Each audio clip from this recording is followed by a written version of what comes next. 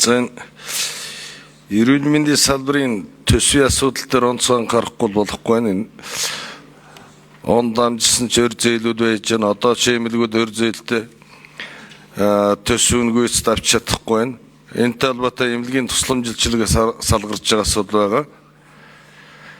Үүний тулд одоо бүтц оронтойг шинжилж батлахгүй бол эрүүл мэндийн бол гүйцэтгэлийн санхүүжилттэй учраас эмнэлгүүд мэднэ гэдэг нь ярээсэ болохгүй. Оронтойг заавал батлах хэрэгтэй. Эрүүл мэндийн цангийн хөдөлмөрийн маань хамтарч байгаа төсвийг баталж өгөхгүй л эрүүл мэндийн дадлын сангаас одоо хамаа намайг мөнгө нөхөж штэ эдгээр чинь нэхэмжилнэ. Яг батлагдсан оронтой юм байна гэдээ одоо тогтоож өгөхгүй л эрээсийн цааш явахгүй.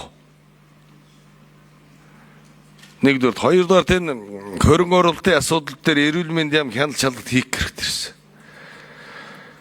Сая одоо 800 сая төгрөг нийтдээ нэг тэрбум 100 сая өнгөрсөн жил Абакар гишүүн байдлахын гишүүн мэдүүр тавьсан. Одоо эмнэлгийн ашиглалтанд ороход 900 сая төгрөгийн тэр юу тавих ёстой байсан ч одоо юу авсан ч мэддэггүй. Аудитын байгууллагч гэсэн дээр үгээс одоо аудит шалгалт хийгээгүй. Юу авсан нь мэддэггүй. Ийм л асуудал байгаа байхгүй юу? За саяын эмнэлгүүд жишээл хотгорын урхаа эмнэлэг гээд байж байна. 16-оос эхэлсэн одоо хүртэл байж байна. 14 оноос. Эхлээд 400 сая байсан, 200 хэдэн сая байсан, 400 одоо тэрбум 200 сая болсон төсөв. Нэг том айлын 2 давхар хаустай адилхан барилга шүү дээ. Тэнд чи хотгор том урхаа байгаа, сургууль цэцэрлэг байгаа. Урхайд ослоо авар гардаг. Тэгэхэд ийм одоо хүндрэлт асуудал үүсэж яхад эрүүл мэндийн яамныхан ерөөсөө шалгаад очдөг. Барилга хариуцлаас улсууч байж байна, санхүүгийн алба байж байна, хяналт шалгалтын алба байж байна. Ер нь энэ дэр хяналт шалгалт хийгээд очиж явахгүй болохгүй.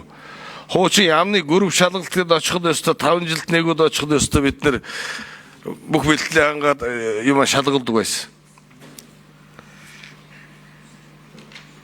Энэ дээр анхаарах хэрэгтэй. Нөгөө талаар нэг асуух асуудал. Эрүүл мэндийн хөгжлийн төвийн захирал ирсэн үү, шинэ захирал? Бас л байдгүй.